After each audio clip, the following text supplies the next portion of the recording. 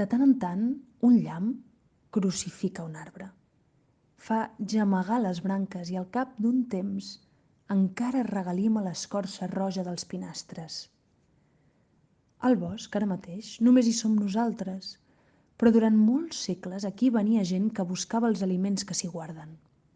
Per tot arreu, branques mortes i agulles, entre tous de molsa i solcs de terra que regiren els senglars quan foruguen la fullaraca. Sentim l'aleteig d'ocells que costen de veure, el ronc de les daines en zel i, més lluny, mugits ressecs de ramats amb esquelles. Una densa fortor de fongs deixa entendre que aquest sotabosc continuarà aquí quan hi vingui algú que no serem nosaltres. El travessaran com llampecs, guineus i llebres. Amb la pluja tardoral hi brotaran llanegues, però la inèrcia del bosc no notarà l'absència.